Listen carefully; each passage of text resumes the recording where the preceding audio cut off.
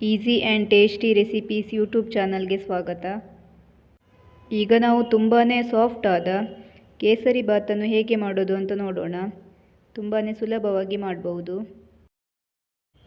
ಹಾಗೆಯೇ ನೀವಿನ್ನು ನಮ್ಮ ಚಾನಲ್ಗೆ ಸಬ್ಸ್ಕ್ರೈಬ್ ಮಾಡಿಲ್ಲ ಅಂದರೆ ಸಬ್ಸ್ಕ್ರೈಬ್ ಮಾಡಿ, ಬೆಲ್ ಐಕಾನ್ ಮೇಲೆ ಕ್ಲಿಕ್ ಮಾಡಿ. ಈಗ ಹೇಗೆ ಮಾಡೋದು ಅಂತ ನೋಡೋಣ.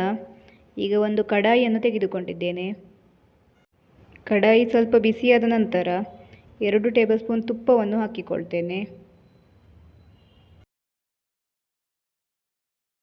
ಈಗ ಸ್ವಲ್ಪ ಗೋಡಂಬಿಯನ್ನು ಹಾಕಿಕೊಳ್ತೇನೆ. ಈಗ ಗೋಡಂಬಿಯನ್ನು ಸ್ವಲ್ಪ ಫ್ರೈ ಮಾಡಿಕೊಳ್ಬೇಕು.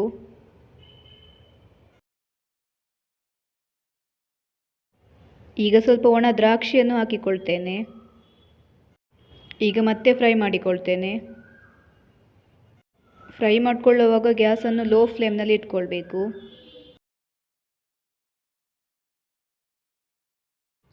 ದ್ರಾಕ್ಷಿ ಈ ಥರ ದೊಡ್ಡದಾಗೋ ತನಕ ಫ್ರೈ ಮಾಡಿಕೊಂಡ್ರೆ ಸಾಕು, ಜಾಸ್ತಿ ಹೊತ್ತು ಫ್ರೈ ಮಾಡ್ಕೊಳ್ಳೋದು ಬೇಡ. ಇದೀಗ ಫ್ರೈ ಆಯಿತು. ಈಗ ಇದನ್ನು ತೆಗೆದಿಟ್ಟುಕೊಳ್ತೇನೆ. ಮತ್ತೆ ಅದೇ ಕಡಾಯಿಗೆ 4 ಟೇಬಲ್ ಸ್ಪೂನ್ ತುಪ್ಪವನ್ನು ಹಾಕಿಕೊಳ್ತೇನೆ. ತುಪ್ಪ ಬಿಸಿಯಾದ ನಂತರ 1 ಕಪ್ ರವೆಯನ್ನು ಹಾಕಿಕೊಳ್ತೇನೆ. ಈಗ ಇದನ್ನು ಚೆನ್ನಾಗಿ ಫ್ರೈ ಮಾಡಿಕೊಳ್ಬೇಕು. ಹಾಗೆಯೇ ಗ್ಯಾಸನ್ನು ಲೋ ಫ್ಲೇಮ್ನಲ್ಲಿ ಇಟ್ಕೊಂಡು ಫ್ರೈ ಮಾಡಿಕೊಳ್ಬೇಕು. ಕಂದು ಬಣ್ಣ ಬರುವ ತನಕ ಫ್ರೈ ಮಾಡಿಕೊಳ್ಬೇಕು. ಇದೀಗ ಫ್ರೈ ಆಯಿತು. ಈಗ ಇದನ್ನು ಒಂದು ಪ್ಲೇಟ್ಗೆ ತೆಗೆದಿಟ್ಟುಕೊಳ್ತೇನೆ. ಈಗ ಅದೇ ಕಡಾಯಿಗೆ 2.5 ಕಪ್ ಆಗುವಷ್ಟು ನೀರನ್ನು ಹಾಕಿ ಇಟ್ಕೊಂಡಿದ್ದೇನೆ. 3 ಲವಂಗವನ್ನು ಹಾಕಿಕೊಳ್ತಾ ಇದ್ದೇನೆ. ನೀರು ಈಗ ಚೆನ್ನಾಗಿ ಕುದಿ ಬರ್ತಾ ಇದೆ. ಈಗ ಫ್ರೈ ಮಾಡಿ ಇಟ್ಟುಕೊಂಡ ರವೆಯನ್ನು ಹಾಕಿಕೊಳ್ತೇನೆ. ರವೆಯನ್ನು ಹಾಕಿದ ತಕ್ಷಣ ಮಿಕ್ಸ್ ಮಾಡ್ತಾ ಇರಬೇಕು, ಇಲ್ಲಾಂದರೆ ಗಂಟಾಗುತ್ತೆ. ನಾನು ಇಲ್ಲಿ ನೀರು ಬಿಸಿಯಾದ ತಕ್ಷಣ ಅದಕ್ಕೆ ರವೆಯನ್ನು ಹಾಕ್ಕೊಂಡಿದ್ದೇನೆ. ನೀವು ರವೆಗೆ ಬಿಸಿ ನೀರನ್ನು ಸಹ ಹಾಕಿಕೊಳ್ಬೋದು. ಬಿಸಿಯಾಗಿರೋ ನೀರನ್ನೇ ಹಾಕಿಕೊಳ್ಬೇಕು. ತಣ್ಣಗಿನ ನೀರು ಹಾಕ್ಕೊಂಡ್ರೆ ಗಂಟಾಗುವ ಚಾನ್ಸ್ ಇರುತ್ತೆ. ಈಗ ನೀರಿನಲ್ಲಿ ನೆನೆಸಿ ಇಟ್ಟುಕೊಂಡ ಕೇಸರಿಯನ್ನು ಹಾಕ್ಕೊಂಡಿದ್ದೇನೆ. ಈ ಥರ ಚೆನ್ನಾಗಿ ಮಿಕ್ಸ್ ಮಾಡ್ಕೊಳ್ತಾ ಇರಬೇಕು. ಈಗ ಸ್ವಲ್ಪ ಫುಡ್ ಕಲರನ್ನು ಹಾಕ್ಕೊಂಡಿದ್ದೇನೆ. ಬೇಕಾದರೆ ಹಾಕ್ಕೊಳ್ಳಿ, ಬೇಡ ಅಂದರೆ ಸ್ಕಿಪ್ ಮಾಡಿ. ಈಗ ಚೆನ್ನಾಗಿ ಮಿಕ್ಸ್ ಮಾಡಿಕೊಳ್ಬೇಕು.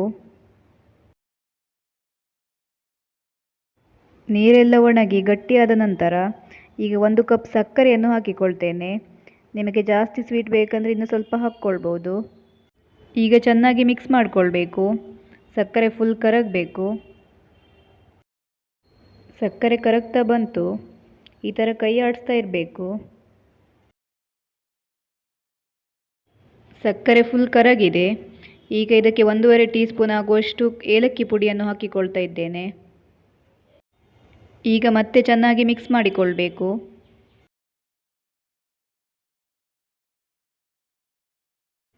ಈಗ ಮತ್ತೆ 3 ಟೇಬಲ್ ಸ್ಪೂನ್ ತುಪ್ಪವನ್ನು ಹಾಕಿಕೊಳ್ತೇನೆ. ತುಪ್ಪ ಜಾಸ್ತಿ ಹಾಕೊಳ್ಳೋದ್ರಿಂದ ಕೇಸರಿ ಬಾತ್ ತುಂಬ ಸಾಫ್ಟ್ ಆಗಿ ಬರ್ತದೆ. ಈಗ ಮತ್ತೆ ಚೆನ್ನಾಗಿ ಮಿಕ್ಸ್ ಮಾಡಿಕೊಳ್ತೇನೆ. ಕೇಸರಿ ಬಾತ್ ಪಾತ್ರೆಯನ್ನು ಬಿಟ್ಟು ಬರಬೇಕು, ಪಾತ್ರೆಗೆ ಹಿಡಿಬಾರ್ದು. ಆವಾಗ ಪರ್ಫೆಕ್ಟಾಗಿ ಬಂದಿದೆ ಅಂತ ಅರ್ಥ. ಈಗ ಮೊದಲೇ ಫ್ರೈ ಮಾಡಿ ಇಟ್ಟುಕೊಂಡ ದ್ರಾಕ್ಷಿ ಮತ್ತು ಗೋಡಂಬಿಯನ್ನು ಹಾಕಿಕೊಳ್ತಾ ಇದ್ದೇನೆ.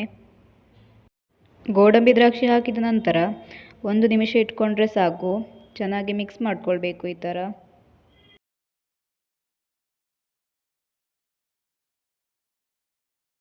ಈಗ ಕೇಸರಿ ಬಾತ್ ರೆಡಿ ಆಯಿತು. ಗ್ಯಾಸನ್ನು ಆಫ್ ಮಾಡಿಕೊಳ್ತೇನೆ. ಕೇಸರಿ ಬಾತ್ ತುಂಬ ಚೆನ್ನಾಗಿ ಬಂದಿದೆ, ತುಂಬ ಸಾಫ್ಟಾಗಿ ಬಂದಿದೆ. ನೀವು ಕೂಡ ಒಮ್ಮೆ ಟ್ರೈ ಮಾಡಿ. ಹಾಗೆಯೇ ನಿಮಗೂ ಈ ರೆಸಿಪಿ ಇಷ್ಟ ಆದಲ್ಲಿ ಲೈಕ್ ಮಾಡಿ, ಶೇರ್ ಮಾಡಿ, ತಪ್ಪದೇ ಸಬ್ಸ್ಕ್ರೈಬ್ ಮಾಡಿ.